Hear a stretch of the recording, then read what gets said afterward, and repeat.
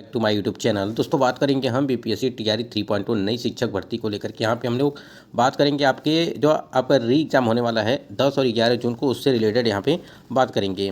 क्या यहाँ पे परीक्षा तिथियों में परिवर्तन किया जाएगा, क्योंकि आपके लगातार कमेंट्स अगर आ रहे हैं कि जो यहाँ पे परीक्षा की तिथियाँ रखी गई हैं 10 और 11 जून को, उसी डेट पे यानी कि 11 जून की डेट पे ही आपकी यह स्टेट की परीक्षा है। क्या यह स्टेट की परीक्षा जो है पोस्टपोन की जाएगी या आपका जो बीपीएससी टीआरई 3.0 का जो री एग्जाम है उसको पोस्टपोन किया जाएगा? तो देखिए क्या कुछ होता है उसी संबंध में हम लोग बात करते हैं, और साथ ही साथ बात करेंगे यहाँ पे परीक्षा केंद्र को लेकर के, यानी कि जो बीपीएससी टीआरई 3.0 का परीक्षा केंद्र है उसको लेकर के बात करेंगे कि परीक्षा केंद्र किसका कहाँ पर पड़ने वाला है। यहाँ पे 5 मौका यानी कि 5 मौका जो है अटैम्प्ट को लेकर के बात करेंगे। जो बीपीएससी टीआरई में आपके अटैम्प्ट मिले हैं 3 बार जो अटैम्प्ट मिले हैं उसी के संबंध में बात करेंगे। यहाँ पे अब 5 मौका आपको अपडेट देने वाले हैं। साथ ही दोस्तों यहाँ पे बीपीएससी टीआरई 1 और टीआरई 2.0 के जो फर्जी शिक्षक बहाल हुए हैं उनको लेकर के भी नोटिस जारी किया गया है। तो कई ऐसे महत्वपूर्ण अपडेट हैं आपको बीपीएससी टीआरई 3.0 का जो री एग्जाम होने वाला है उससे रिलेटेड कई महत्वपूर्ण बिंदु पर बात करने की, जो आपकी परीक्षा के दृष्टिकोण से काफ़ी महत्वपूर्ण होने वाली है। चलिए बात कर लेते हैं यहाँ पे आपके री एग्जाम को लेकर के और परीक्षा केंद्र को लेकर के क्या कुछ। अगर हम बात करें बीपीएससी टीआरई 3.0 का जो री एग्जाम होने वाला है उससे रिलेटेड जो यहाँ पे परीक्षा केंद्र को लेकर के इन्होंने अपडेट दिया है उसको जान लेते हैं। आप लोगों ने कुछ दिन पहले ये न्यूज़ देखा होगा। अब ये न्यूज़ जो है ये तो न्यूज़ आई ही थी, इसके बाद भी कई सारे न्यूज़ आए थे आपकी परीक्षा जो है केंद्र को लेकर के। और जो है सबसे महत्वपूर्ण ये चीज़ है कि जो डेट आपकी लगी हुई है वो परीक्षा की वो 10 और 11 जून को ही डेट बताई जा रही है कि आपकी परीक्षा इसी तारीख पे संपन्न कराई जाएगी। तो इससे तो एक चीज़ क्लियर हो गया है, यानी कि 95% जो है यहाँ पे ये चीज़ें क्लियर हो चुकी हैं कि आपकी परीक्षा वो 10 और 11 जून को ही होने वाली हैं। लेकिन यहाँ पे कई सारे यहाँ पे पेपर भी हैं, जैसे आपका यहाँ पे अगर यह स्टेट की बात करें, यह स्टेट का एग्ज़ाम भी 11 जून को जो है जो पेपर 2 का जो है उसका जो है एग्ज़ाम होने वाला है। यानी कि स्टेट पेपर 2 जो है 11 जून से लगा करके 20 जून तक जो है आपकी परीक्षा वो कराई जाएंगी। और आपको पता है कि इसी बीच में आपकी 10 और 11 जून को आपकी परीक्षा भी है बीपीएससी टीआरई 3.0 का है। ठीक है, तो देखिए परिवर्तन तो यानी कि पोस्टपोन तो कोई ना कोई एग्ज़ाम होना ही है। या तो एक चीज़ और हो सकता है कि जो आपका सीबीटी मोड में है, जो यहाँ पे सीबीटी मोड में आपकी परीक्षा कराई जाएंगी वो यह स्टेट की परीक्षा है 11 तारीख को, यानी कि 11 जून में।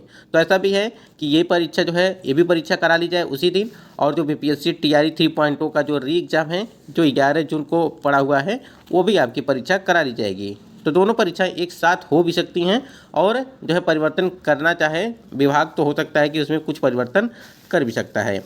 उसके बाद सेंटर को लेकर के हम लोग बात कर लेते हैं। यहाँ पे देख सकते हैं कि 10 से लगा करके 12 जून तक परीक्षा 3 तक देनी है केंद्र की सूची।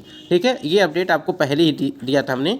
3 मई तक जो है यहाँ पे केंद्रों की सूची जो है मांगी गई थी, और बिहार लोक सेवा आयोग के सचिव ने निर्देश दिया है कि 10 से 12 जून तक यह परीक्षा संभावित है।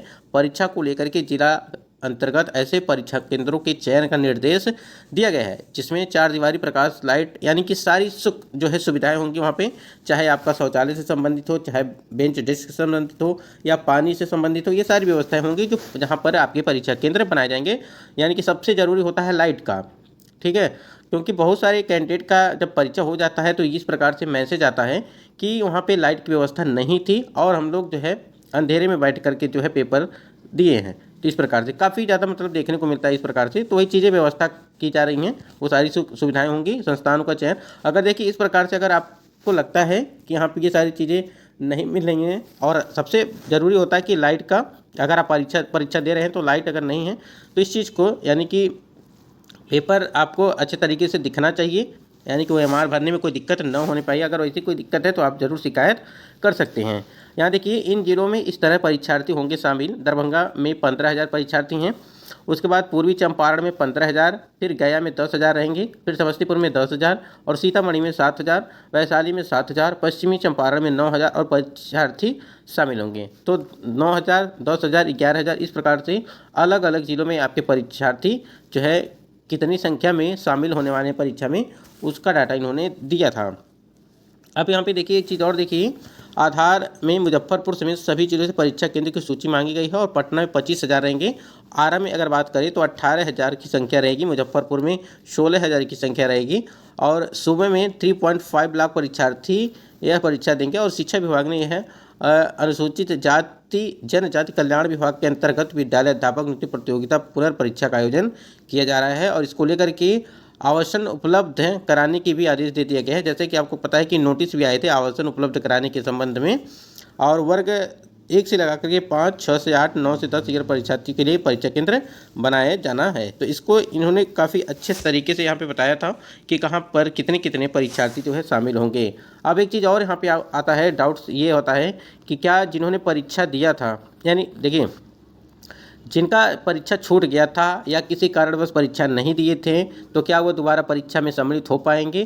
तो बिल्कुल आप सम्मिलित हो पाएंगे, आपका भी एडमिट कार्ड वो जारी किया जाएगा। ठीक है, एडमिट कार्ड वो भी आपका भी जारी किया जाएगा और जिनको परीक्षा देना है वो अपना एडमिट कार्ड निकालेगा और जाकर के आप परीक्षा देंगे, तो आपको इससे में कोई दिक्कत नहीं होने वाली है।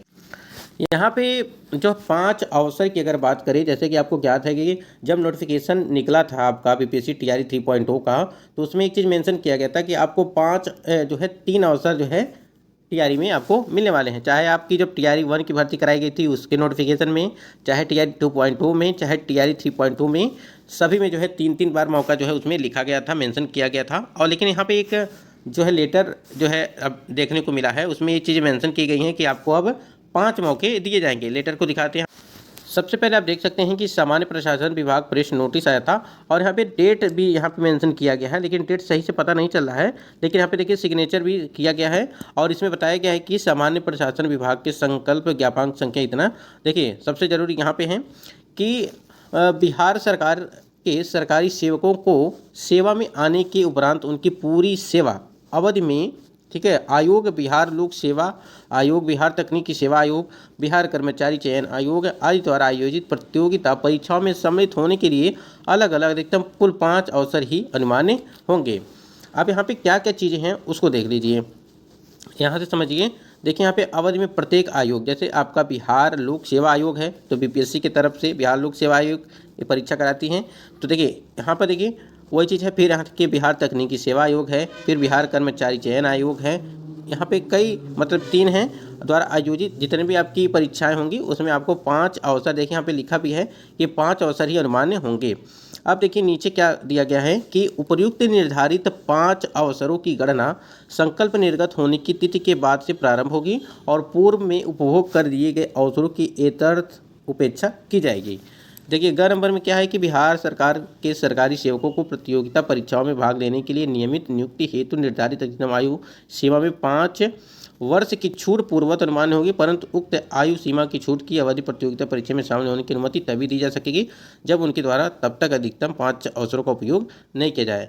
तो ये जो लेटर जारी किया गया वो 5 अवसरों को लेकर के, फिर आयु सीमा में छूट को लेकर के, यानी कि 5 वर्ष की छूट को लेकर के यहाँ पे उन्होंने बताया। जैसा कि एज रिलैक्सेशन को लेकर के काफ़ी ज़्यादा अभ्यर्थियों के का भी सवाल है कि क्या टीआरई 4.0 की भर्ती में हमें सम्मिलित किया जाएगा या नहीं किया जाएगा, तो बिल्कुल इसके लिए निश्चिंत रहिए, आपको ज़रूर सम्मिलित किया जाएगा। और जो है क्योंकि टीआरई 3.0 में नहीं सम्मिलित किया गया तो ऐसी कोई बात नहीं है कि आपको 4.0 की भर्ती में ये चाहे 5.0 की भर्ती में हो शामिल नहीं किया जाएगा। तो इसमें जो है आपको मौका मिलना चाहिए।